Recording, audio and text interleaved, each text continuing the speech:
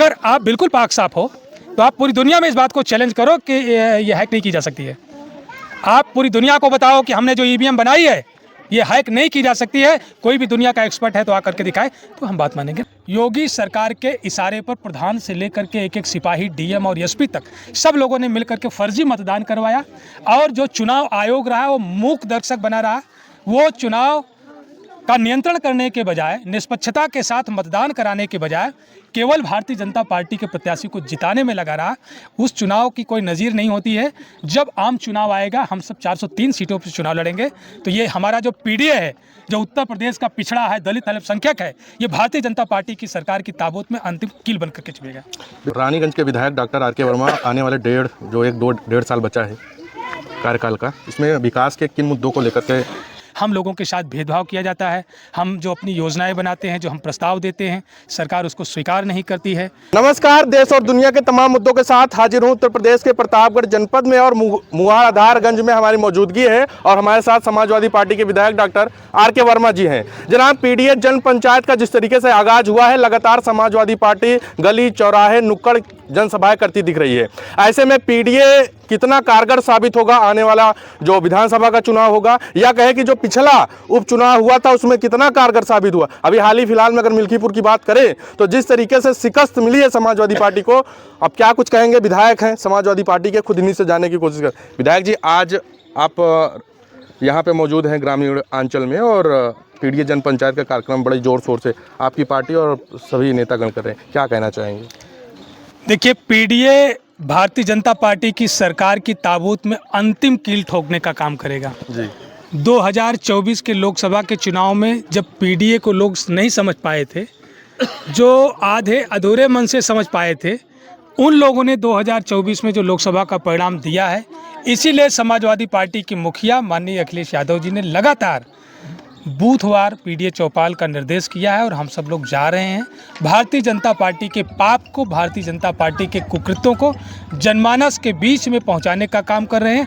रही बात मिल्कीपुर चुनाव की बात आप कर रहे हैं, मिल्कीपुर के चुनाव में आप इसके पहले विगत 10 चुनाव का आप आंकड़ा ले लेंगे तो आपको मिलेगा कि भारतीय जनता पार्टी बुरी तरह से हमेशा हारी रही है।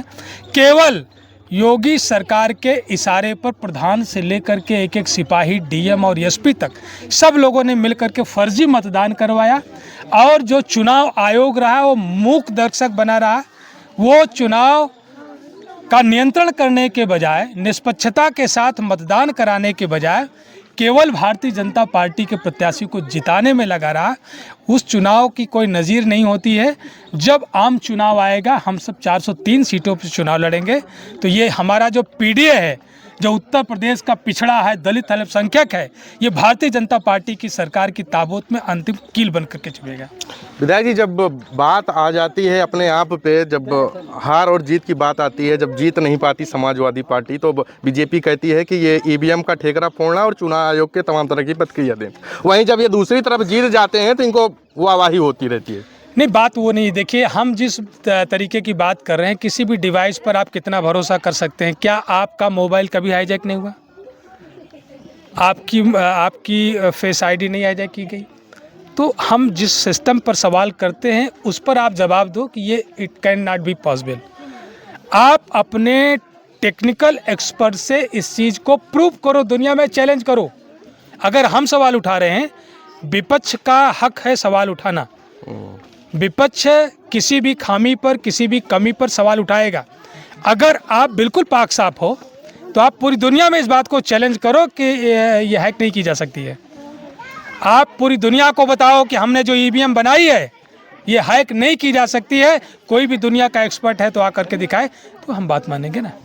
तो अगर हम सवाल उठा रहे हैं तो उसका समाधान करो। हम सवाल उठा रहे हैं तो उसका समाधान करो। इसलिए मैं कहता हूं कि सवाल हमारा जायज़ है, लेकिन रही बात चुनाव की, 2027 में हम सब लोग पीडीए जो पिछड़ा दलित अल्पसंख्यक है, ये भारतीय जनता पार्टी को हरा करके उत्तर प्रदेश में समाजवादी पार्टी की सरकार बनाने का काम अभी करेगा। तक कितना फीडबैक मिला विधायक जी? देखिए, अभी तो चुनाव बहुत दूर है। नहीं, अभी तक जो पीडीए का जन चौपाल चल रहा है उसमें किस तरीके से समर्थन मिल रहा है लोगों का? जन समर्थन, अब देखिए, कल की सूचना पर मैं तो कभी किसी के बीच में इनसे आग्रह भी करने नहीं आया। केवल विधानसभा अध्यक्ष जी ने और 2 लोगों से फ़ोन पर बात हुई और 2 लोगों के कहने पर इतना बड़ा जनमानस उमड़ पड़ा है, तो आप समझ सकते हैं कि भारतीय जनता पार्टी की दमनकारी नीति से लोग कितना पीड़ित हैं। अंतिम सवाल ले लेते हैं। अभी हाल ही फिलहाल में कुंभ काफ़ी ज़ोरों शोरों से चर्चा का विषय भी बना हुआ है और लगभग अपनी पीक पे है और तमाम तरह की खबरें आप भी देखते हैं, हम भी देखते हैं और तमाम मीडिया न्यूज़ चैनल के द्वारा चल रही हैं। क्या कहना चाहेंगे? देखिए, महाकुंभ का आयोजन भारतीय जनता पार्टी की सरकार ने अपनी सरकार, अपनी पार्टी का महिमा मंडन कराने के उद्देश्य से किया। देखिए, ये सदियों से चली आ रही परंपरा रही, कोई नया आयोजन नहीं है। जो भी सरकार रही है, सभी सरकार ने हमेशा महाकुंभ, कुंभ का आयोजन कराया, लेकिन वो धार्मिक नज़रिए से कराया। लेकिन भारतीय जनता पार्टी की सरकार ने उस धार्मिक कार्य का आयोजन अपने राजनीतिक फायदे के लिए कराया। हमने अभी आपको बताया, अवगत कराया कि आप कोई भी होर्डिंग पोस्टर देखें जहां पर धर्म के वो संदेश लिखे जाने चाहिए जो मानवतावादी हो, जो परोपकारवादी हो, जो धर्म के गूढ़ रहस्यों को उजागर करते हों, जो जीवन दर्शन को बताते हों, वो लाइनें आपको पूरे महाकुंभ में कहीं नहीं नज़र आएंगी। आपको नज़र आएगा तो पोस्टर पर मोदी और योगी की फ़ोटो और सरकार की नीतियाँ। क्या ये धर्म है? राजनीति, आप राजनीति कर रहे हो। अगर आप सही मायने में उस पैसे का उपयोग करते तो जो लाखों लाख जो वहाँ पर कल्पवासी जा कर के रह रहा है, जो अभावग्रस्त है, वहाँ पर उसको शौचालय नहीं मिल पाया, वहाँ पर उसको बिजली नहीं मिल पाई, वहाँ पर उसको पानी नहीं मिल पा रहा है, और वहीं पर बड़े बड़े आलीशान पंडाल आपको बड़े बड़े शंकराचार्यों के मिलेंगे और बहुत सारे संस्थाओं को मिलेंगे। जो व्यवस्था उनमें है वो बड़े बड़े राजमहलों में नहीं है। तो आप वो पैसा किस लिए इस्तेमाल कर रहे हो? पहली बार व्यापार किया जा रहा है, 1.5 लाख के कॉटेज बुक किए जा रहे हैं। ये धर्म का हिस्सा है क्या?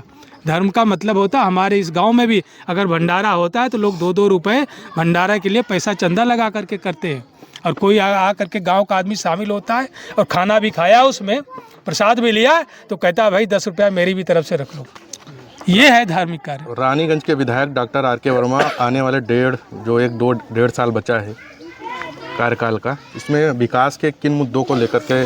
देखिए, मुझे लगता है कि विकास का कोई भी ऐसा मुद्दा नहीं है जो मेरे द्वारा उत्तर प्रदेश सरकार के सदन में, उत्तर प्रदेश की विधानसभा में ना उठाया गया हो, शासन के संज्ञान में ना लाया गया हो। लेकिन भारतीय जनता पार्टी बेहद निरंकुश पार्टी है, ये भेदभाव करने वाली पार्टी है, देश को बांटने वाली पार्टी है। हम लोगों के साथ भेदभाव किया जाता है। हम जो अपनी योजनाएं बनाते हैं, जो हम प्रस्ताव देते हैं, सरकार उसको स्वीकार नहीं करती है, वो भेदभाव करती है। सत्ता पक्ष के विधायकों को अपनी योजनाओं से लाभ पहुंचाती है और विपक्ष के विधायकों का मुंह बंद करने के लिए मुकदमे दर्ज करवाती है। विकास का काम देना तो दूर की बात रही, लेकिन फिर भी हम अपनी जनमानस के, अपनी जनता के सम्मान के लिए हम सड़क से लेकर के सदन तक लड़ते रहते हैं, चाहे उनकी सड़क का मामला हो, चाहे उनकी बिजली का मामला हो। उत्तर प्रदेश की विधानसभा में शायद सड़क के मामले, बिजली के मामले, पानी के मामले, नहर के मामले, इनके आरक्षण के मामले, हक अधिकार के मामले, कानून व्यवस्था के मामले मैंने जितना उठाया होगा शायद ही कभी किसी ने उठाया हो। तो देख सकते हैं अभी हमारे साथ बातचीत करने के लिए रानीगंज के विधायक डॉक्टर आर के वर्मा जी थे, और आज जो पीडीए की जन चौपाल लगी थी वहाँ पे हमारी मौजूदगी थी, टाइम्स ऑफ बेला की टीम की मौजूदगी थी, और विधायक जी और तमाम पूरे प्रतिनिधिमंडल के साथ टाइम्स ऑफ बेला के साथ जुड़े। बहुत बहुत शुक्रिया सर बातचीत करने के लिए। मिलते हैं नए खबर के साथ, नए मुद्दे के साथ, तब तक के लिए नमस्कार, जय हिंद।